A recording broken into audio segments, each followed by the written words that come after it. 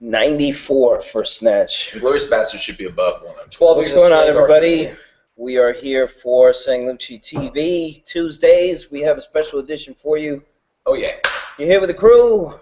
Lucci is here. This is Roy, the new addition, right behind us. We'll have a more formal introduction for him sometime soon. Pretty ass white boy here. And we got the professor here, and Weiner is over here. We're actually just going through a top 100. What is it? A top 250. List?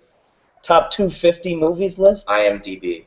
And Brian's taste in movies is fucking terrible. Yeah, you're right. It's awful. It's terrible. My opinion. It's been pretty good besides. It's absolutely terrible. Road Warrior should have made it. Not in it. Ridiculous. Road Warrior. What is that? Mad Max? Yeah, number 2. They come up with number 4 this Christmas. Finally, I've been waiting 35 Mel's fucking not in, years. is he? No, it's I forget the dude's name.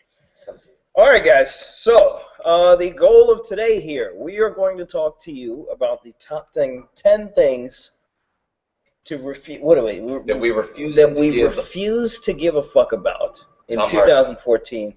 We're predominantly going to talk about the things as they pertain to trading.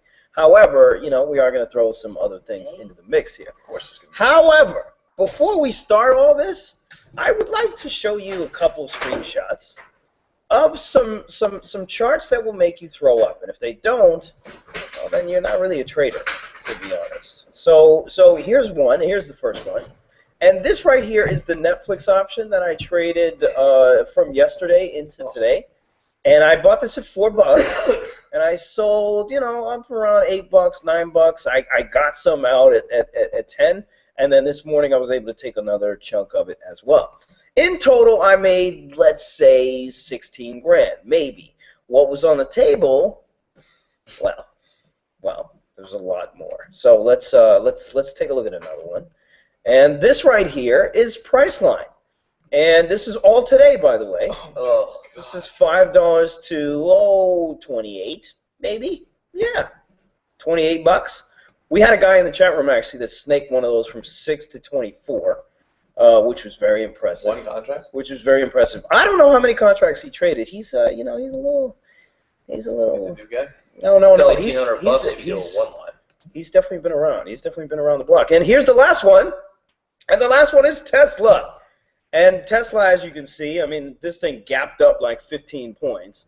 And this was an out-of-the-money call, even for Tesla off the open. So this thing opened up at around, I don't know, like a buck maybe, and went to $20. And this was all today. So I just want to throw that out there in case you didn't feel sorry enough for yourself. And this is a great segue into the top things we refuse to give a fuck about. One of those things happens to be giving profits up, and we'll get to that. So what's the first one on the list here? People on Twitter. People on Twitter. Why we are refusing to give a fuck about people on Twitter? Well, why do we want to do this? Well, I think we're going to hit this a couple of different ways, but frankly, they don't fucking matter. They don't matter. The shit that they say does not matter. The stuff that you read about bias, about what they're doing in a particular stock, if they're going long or short something, it doesn't matter. It doesn't matter. Okay, the market is not about being right or being wrong. Case in point, Mr. Dougie Cass. Mr. Dougie Cass, who said he was short Tesla before the earnings came out. That was about $210. Earnings comes out. Now, stock is at, $250. He's getting fucking smoked. And he's talking about adding to his short position, as he should, because at this point, when you get squeezed like that, what is he going to do? Dump right now, unless he gets force covered? Obviously, you're going to add into it. But all there is on Twitter often is a lot of shit talking. And people, and it's so easy to talk shit because all you're doing is typing on a keyboard. Like, you wouldn't walk up to Dougie Cass in the street and say, yo, you shouldn't do this anymore. You're a fucking idiot. You might. I might. You might. I might. You know, but you wouldn't do that. You know, you can't get away with saying that kind of stuff on the street right in front of these people. And you're sitting there on Twitter, and you're on Facebook, and you're on LinkedIn, you're on all these bullshit social networks, and it is so easy to make somebody the scapegoat, to laugh at somebody's pain, to throw somebody under the bus and say, oh, you know, you don't know what the fuck you're doing. And there is so much of that going on, and you need to be as far away from that as possible. Charlie, you have any comments on that one? Yeah, I mean, we're going to hit on it in a couple different ways, so I won't go too far into it, but I think part of it is just, you know, Lucci always talks about you got to know who you are as a trader, right? So you got to know your style, you got to know how you want to approach things, and if you have enough confidence in yourself and your style as a trader to put on a trade, to put your money behind it, then you also have to have enough confidence in yourself to say, you know, fuck what naysayers are saying about my positions and whatnot. You know that the game of trading is you're right sometimes, you're wrong sometimes. That's the way it is. You know, you move on. So Twitter is just an extension of noise in general, guys, in your life. So, Noise. I mean, I use Twitter for, you know, news and stuff like that, and obviously to promote our brand. Oh, yeah. I mean, we obviously have an end goal. Most of the people that use Twitter, you know, are sitting here following a lot of gurus and, you know, and trying to figure out, okay, you know, how they should position their portfolios, what trades they should make, what trades they should stay away from, what is the sentiment of the market and all that kind of stuff. But there's so many ways that bias can get skewed, and then your mind just goes into convulsion, and you cannot figure out what you should do. And you end up doing either too much, you're spreading yourself out too thin, and there's so many different things that can happen to you if you really follow, you know, all this social media and all this shit talking too. And case in point, the best example, you know, this numerology guy, and we're still giving credit to this dude. Last year, right? I mean, this dude says, I put a hex on you, and you know that had a. I'm not saying that was the start of everything, but essentially it was the snowball that just created a massive loss for me. You know, thorn in your brain. So and think of it, I have to deal with it like crazy. I mean, I got plenty of people that follow me that look for advice and things like that. And even the demeanor of how I'm speaking now sets people off. It's like, oh, you know, you don't do this anymore, you don't do that anymore, you don't do this. Shut the fuck up. I don't want to hear it, but at the same time, I have to hear it. You can put yourself in a position where you don't have to, you know, and you really have to control your temptation to, you know, to want to be in the mix on everything and to want to listen to everything and all that. All right, so next one. What do we got? Bitcoin, number 9. Bitcoin. All right. Quick thing with my opinion. Actually, I want to hear Roy's opinion on this Bitcoin thing. Bitcoin to me is a hustler's paradise.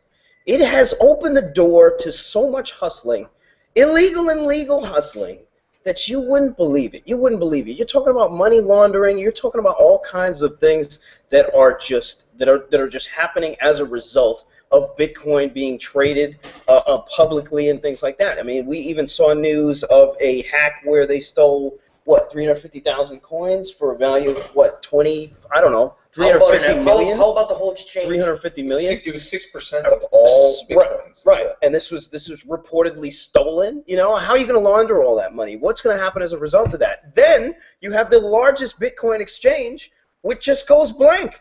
People logging in, trying to even pull up the website. The shit is gone. It is gone. It's gone. There's a trader who's protesting the headquarters in Japan. I went to sign up for an account as it was dipping. It takes 2 weeks to get it. And I think so honestly, guys, like don't if you get involved in this, believe me, like what can happen overnight is unbelievable. It's unbelievable. Roy, what do you got to say on this matter? On the Bitcoin, I got a pretty bad attitude about this. People who invest Bitcoins would not like me. I've thought it's been a Ponzi scheme, a pyramid scheme from the very start. You get these Winklevoss guys get in at the bottom floor, people corner markets, and then what are they doing? Pump and dumping. They're up on TechCrunch and all these tech websites where they just simply don't have the financial acumen to be able to understand the dynamics of an equity like that. And so they feed them all this nonsense. All these tech journals not covering it right. All these guys that I know that are in the financial industry, but also in the startup industry, are always tweeting about it, and you know who you are, pumping this up. And you know better. I might have been online, on anonymous accounts, trying to let people know that they need to get out. And it's just bad. Right. On the flip side, if you are looking for a hustle, and of the illegal persuasion, check out Bitcoin. Check out Bitcoin. Call your hacker boys up and see if you can figure out a workaround. It's the only legal pump and dump in town. So, next one. What do we got? Number 8. People proving their predictions, proving that they were right retroactively. Oh my god. Oh my god. I mean, you guys hear me on Twitter all the time. I mean, there is no room in your life for an "I told you so" motherfucker, except if it's your woman, because that's all she's gonna. That's all she's gonna be telling you. That's the nature of the beast. So, as far as it pertains to trading, there's no room in your life for anybody who is sitting there trying to prove their they were right in their strategies. I had a guy actually who, by the way, follows me often. I've talked back and forth with this guy, and I think he might have been my subscriber. He went back to November on my tweet, and I tweet like crazy. He went back all the way to November to prove that he was right on this Tesla price target that he put out. What the fuck do I care? I don't care. Did you make any money? And if you say no, then you're just opening the door to me telling you your life is in total shit. Or even if you did make money. Even if you didn't make money.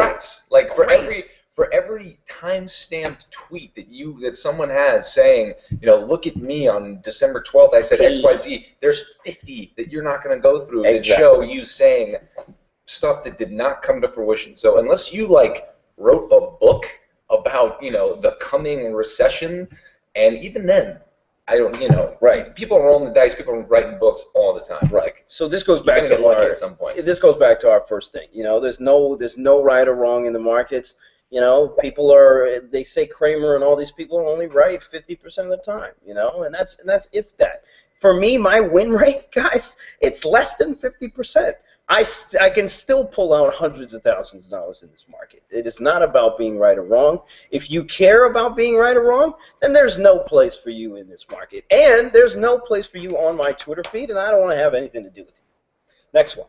All right, this one, Brian, I'm going to let you commandeer. Frame it, the VIX. The VIX. We're not saying that the VIX, that we don't give a shit about the VIX, right? But Brian has a little bit of a rant on this. Okay. Obviously, markets are very, I would say, fair. There's no arbitrage. Therefore, VIX is not going to be mispriced. VIX is simply an index of the at-the-money vol in the SPX. I forget the calculation. I always say that, but I don't care. Because it's simply what is the at-the-money vol in the SPX over a couple of different expiries. Smooth, whatever it is, that's the case. And so it's just what's the demand in SPX. Right. Right. And if you're going to use that to tell you that the market's going to move, then fine. But it's just people buying at the money vol. So it's not going to really help you out in your price line trading, in your Tesla trading. It's not going to matter previously, at all. there was a lot of hype or weight put on to trading the VIX. Like, how come you don't trade the VIX, or how come you don't hedge with the VIX? How come you don't do all this kind of stuff? And we're kind of saying leave that shit. It's better to, if you have a short vol position in some basket, then yeah, you can buy VIX, or you could sell VIX because you're long at the money vol in a basket of a bunch of different stocks that are in the SPX. But it's the fact that it goes up just means that there were some buyers in the vol and it's gone up because of that, but it might just be a limited time being thing. It doesn't really matter to anyone that's trading here. And we were going to say margin, but we didn't want to really piss off our brokers, but Brian doesn't give a fuck about margin. I hate margin. It's so stupid. Margin is... If you have PMA, you shouldn't have margin. You shouldn't. You really you shouldn't have margin. We'll do another webinar. Right. Restraints. Right. Margin is a big issue for a lot of traders unless you have really big because accounts. If you get out of a position that's hedging another position, then all of a sudden your risk goes up, and that's, you're basically being double taxed. Right. We have a lot of issues, doing a lot of the strategies that we want to do. Me personally, I love to write naked. I love to write naked. I love to walk around the house naked when there's nobody here. I like to do these things naked. However, the risk parameters are there, and you can't really do that. You cannot do that. There are risk unless parameters. You have $5 million. Unless you got $5 million. There are risk parameters in this loft too. All right. All right, what else we got? What's the next one? What's the next one? What's the next one? Past trades. Past trades. Whew. You wanna tag this one there, It's Brian? just, I mean, you're really the gem in this conversation. The gem, guys. Listen, past trades will ruin you. And again, I mean, you know, a lot of lessons in trading can be brought back to life in general. You know, you sit there and you dwell on the past, it's not going to get you anywhere. It's not going to get you anywhere. All it will do is affect your performance. When we're talking about trading, it will affect your performance going forward. You're thinking about all the shit that happened in the past. I know Brian and I both went through periods where we had some really good success, and we thought that's how it was going to be for the rest of our lives. Right.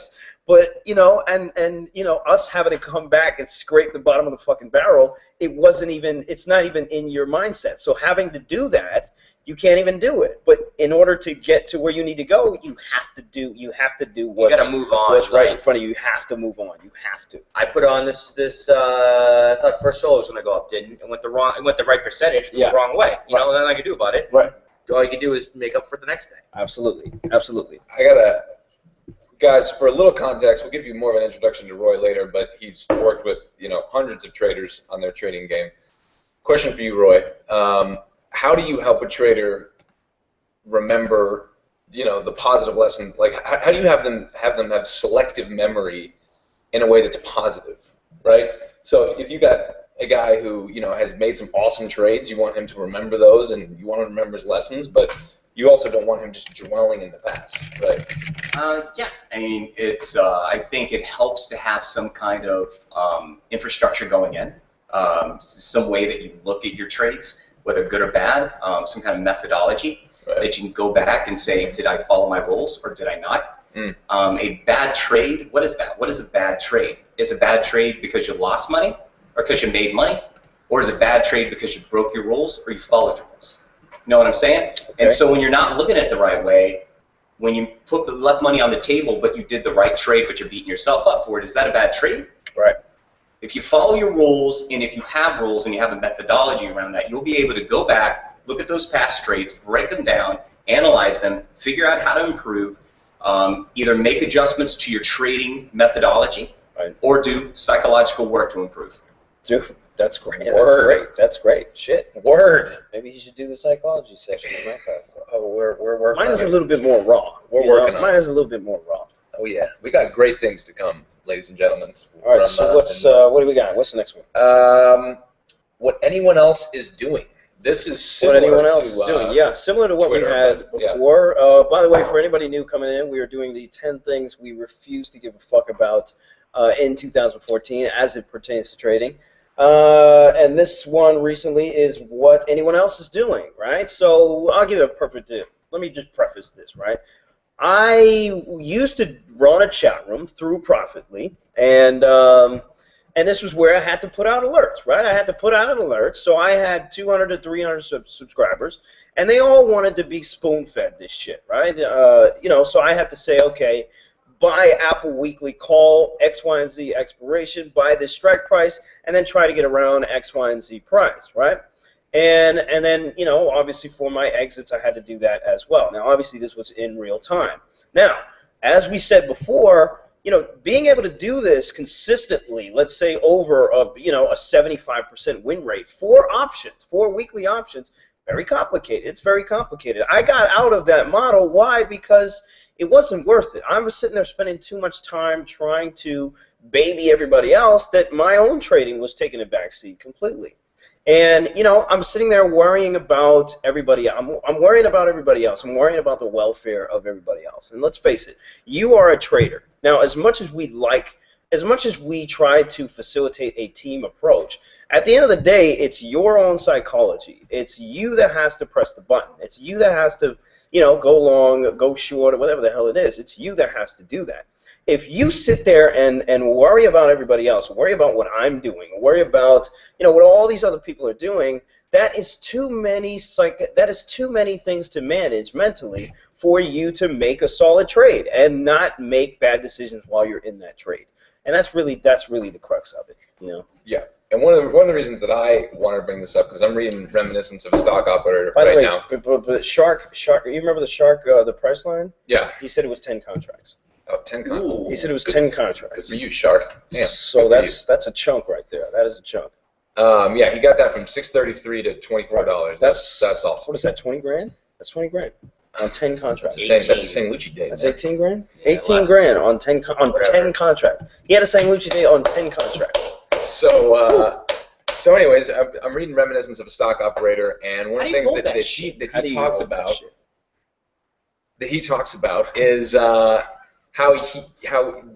the hardest lesson for him to learn was never ever take a tip from somebody else, right? It doesn't matter how smart that person is. It doesn't matter how genuine their intentions are, because you're going to end up in one of two situations. One, you're going to get out of your position and you're going to get into their position. Right. So let's say that's what happens. You take their tip, that's what happens. You've abandoned your faith in your own confidence. I've done it. You've done it. And if you can't trust your own gut, then you're pretty much screwed as a trader, right? Your own intuition. That's dope. But you've also you've essentially fucked yourself in the short term, or fucked yourself in the long term on behalf of a short term gain, right? You're like, okay, maybe even if you make money on that trade, you are then addicted to someone else feeding you this information. Absolutely. Right. So perfect. That's sort of what we're talking about. That's knowing who you are as a trader. Don't give a fuck about what other people are doing. Even if you're gonna lose money, you're gonna learn something from that loss. So Yo, I want Shark to tell me. I want him to tell us. All right. Here's what happened, and I was in the room. Brian, I was in the room. So you remember yesterday watching Priceline? Yeah. So yesterday watching Priceline, guys, it flatlined and it looked weak too. So he wrote a call spread against that, assuming that it was going to do nothing. Oh. And so what he did was off the open, saw the juice, covered the short call, and let the other call run. But so he's already down in the trade, and he's like he's like, fuck it, I'm just gonna wait till the end of the day. I think at that point, when you have that kind of mentality and you have this little runner here that's just going, you just sit there and look at it and let it go. Fuck it, I'll lose $3 grand. You sit there and look at it and let it go. Yeah. When you look at it, he probably had some number that if it broke it, then he'd get out. And it might have been just break even in the whole entire call spread. I don't know. You're giving Shark a little bit too much credibility. All right, Shark, whatever. I know you're listening right now. I'm just curious. I know you're fucking listening right now. That's right. I said. That's why. All right. What else we got? All right. I want to lead with this one too. All right. Pleasing others, right? Pleasing others. All right. And this was Roy's idea. I'll let him speak on this as well. But we're now at a position. This is obviously trading related. We can talk a lot about trading, but this speaks to us as a company, right? As we're growing. We got a lot of people now who we're talking to in terms of much bigger scale relationships, and there's a lot of people who are coming in and waving carrots in front of us and like, if you only do X, Y, Z, then we'd be willing to do this with you. And so there's so many opportunities for compromising what we all believe in and what's really the foundation of what we're doing. So when I think about this, I think about it in the context of us in the next year. We all have very big plans and very excited for what we're all going to do in the next year. Definitely. And we're not going to do it. What makes Sang Lucci is that we're doing something we believe in, and as a byproduct of the primary motivation is not to please everyone else, right? The fact that a lot of people are into it, that's great, but the primary motivation, what makes Sang Lucci, what makes our company what it is that we're just doing it because it's what we believe in, what we think is right? So that's kind of where I go in terms of pleasing others. We're not going to give a fuck about pleasing others and playing nice with certain industry players even if they could give us huge paydays. We're going to try and keep on that line, and that's a hard line to toe. That's a difficult thing to do. Roy, pleasing others, you do plenty of that, don't you? So much. I'm trying to get you riled up right now, man. It's a difficult thing to do. Come on, hit me, Roy. Unless you're a web developer. That's the Roy I'm thinking face right now. You see? Look at that face. Fuck. That's great. I haven't cursed yet. That is great. There you go. Isn't the idea to try to be as Sang Lucci as we can? Not try to do what other people are doing. I mean, when you have a base foundation of just trying to be honest and trying to be fair and try not to bullshit people, I think it gives you the opportunity to be yourself a little bit more and explore that space. Definitely. I feel like these guys do that, and that's why I'm on the call. Yeah. Nice. That's short and sweet. I like that. To the point. What do we got? You got anything else on there? What we good? What do we got? That's it? Number 3. No, we got 3 more. Okay. Profit left on the table. Whew, profit left on the table. So I tell this to my guys all the time. Part of being a man, part of being a man, right, is growing up, okay, and accepting that, you know, there are certain responsibilities that you have, and you have to take care of, right? And you can't be deterred by a lot of the temptation and all this stuff out there, right? That's part of being a man. Now, you can equate that to part of being a trader is accepting things that, you know, you can't really do much about. So, for example, you know, you go back to this, we'll give another perfect example here. So you go back to this this price line chart. Let's just say, you know, you're messing around in this thing, and you're trying to figure this thing out, or even this Netflix chart or whatever. And, you know, you get in at $2 or $4, and you take some profit, 6, 7. You know, there's only so much you can do. Now, you can get back in for a second trade and try to get this here, which is exactly what I did. Or, you know, you can stomach it and say to yourself, hey, you know what? I made a little bit on it, and that's fine. That's totally fine. You know, a lot of traders have a big issue with this. A lot of traders think it's a fault of theirs, and they try to sit there and they try to figure out, okay, well, how can I make sure next time around, you know, I can get all of this? Guys, there's a reason why this happens. And nobody really gets it, and nobody really catches the whole move. Why? Because it is so unexpected. It is so unfathomable, right? That nobody can sit there and hold through the whole move. All right, and that's the reason why markets, you know, move around the way they do. All right, the biggest money is made when the least amount of people are in it. That's one of the things that we try to preach. You know, during our classes and to our subscribers. It's very difficult to capture all these moves. Extremely difficult, and even if you were to, and you were buying, you know, let's say you were buying a couple months out, 3 months out, 4 months out on your options, your charts are not going to look like this. You know, you might catch that whole move, but you only made double your money. Now you want more because you want it on a weekly. You know, you're not happy with double your money anymore. Now you want to quadruple your money, and you want to have some of this stuff. All right, that is the ego. It is the ego that needs to be swallowed up.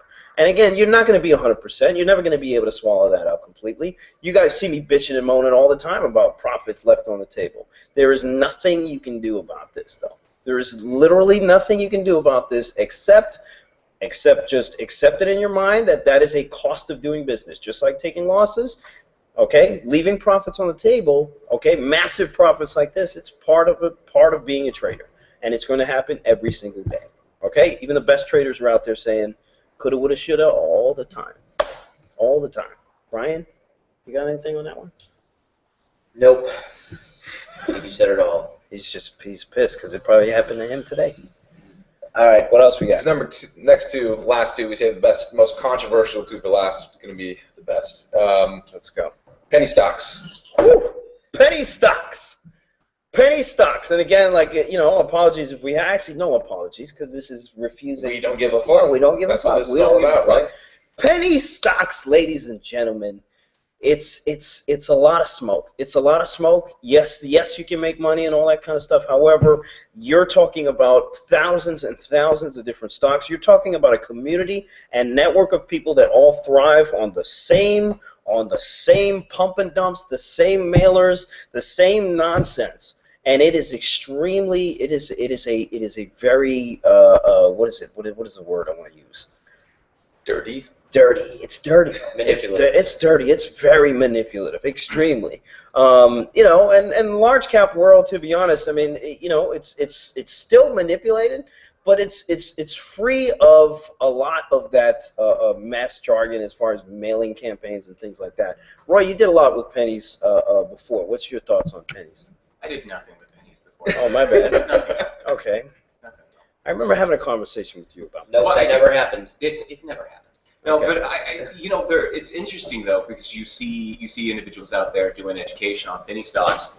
I do find it interesting the ones who are fairly honest about the shenanigans out there, and they're actually educating you on how to, you know, live within the that corruption. The world. Yeah, Right, it is what it is. Yeah. right. It's very interesting because even with that honesty, it does still feel a little uncomfortable. Yeah, and it's not to say that everyone in the penny stock world is it's a jumper, is a snake oil salesman, whatever. Right. We know plenty of people who are totally legit, and Right. they teach their people how to deal with that stuff. But Yeah. So it's not them, right? It's just the entire penny it's the stock. nature of the world. It's, wrong with it's snake oil? exactly. I don't even know what Different snake time, oil Charlie. is. I've never had snake oil. I've never Say had no. it. I don't I even know where apologize you to all get you it. snake oil salesmen that are out there. But it's also, I think, we thought of it because there's a lot of penny stock noise on Twitter. It's coming in. Even for us, everyone knows all we do is options, but we still get stuff where people will write in and say, "Hey, what do you think about XYZ?" And it's a penny stock. And, Right.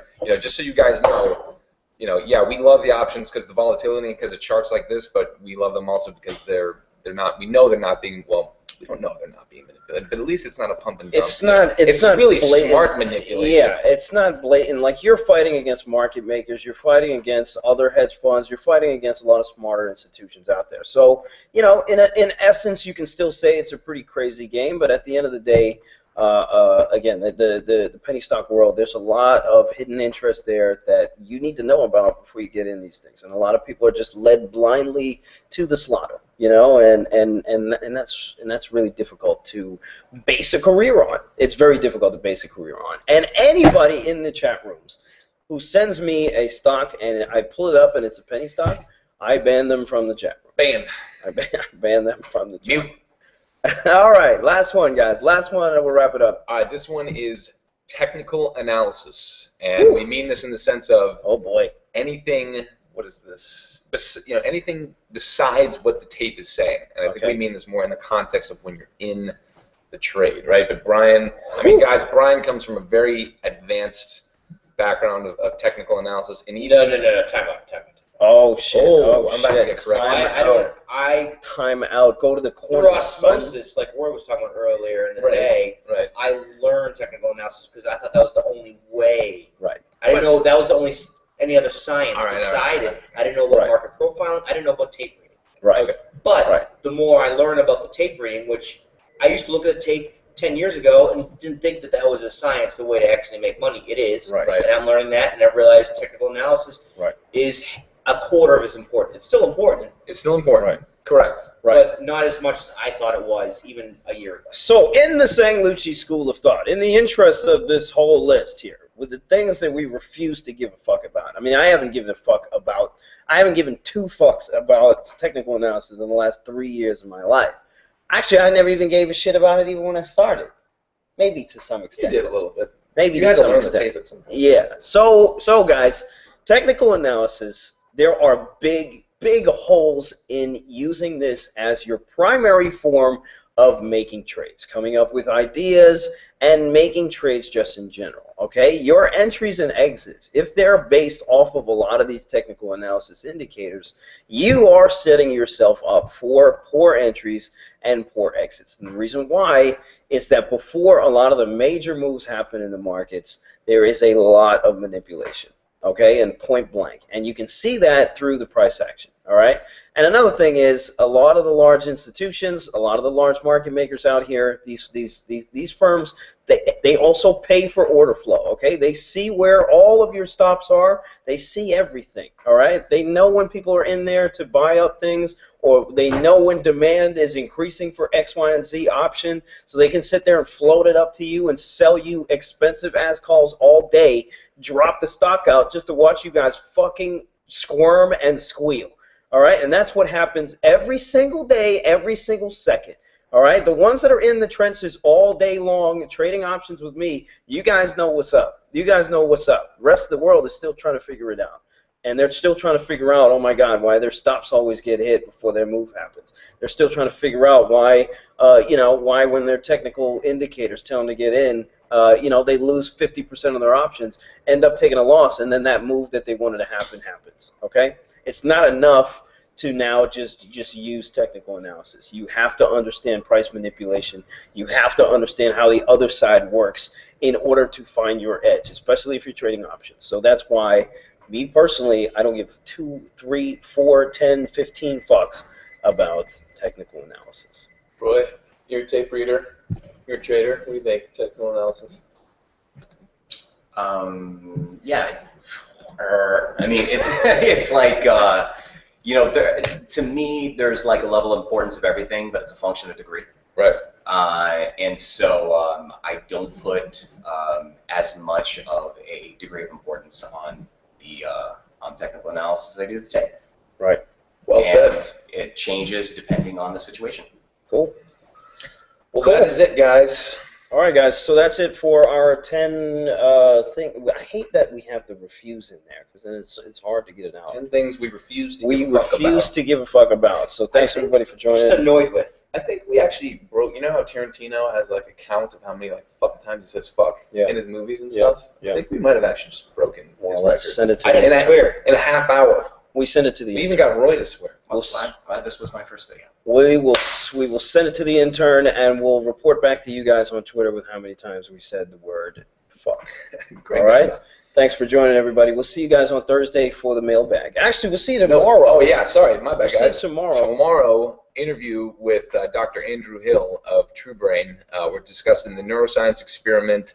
We've talked about it a lot. If you don't know about it, just Google Sang Lucci neuroscience. If you don't know how to spell neuroscience, your life is in shambles. And Get an education. There's a U in there. Get an education. there is a U in there. There is a U in there. So, yeah, but look that up, guys. It's going to be a great interview. 4:30 tomorrow. Dr. Andrew Hill from TruBrain. All right. Check you guys later. Peace.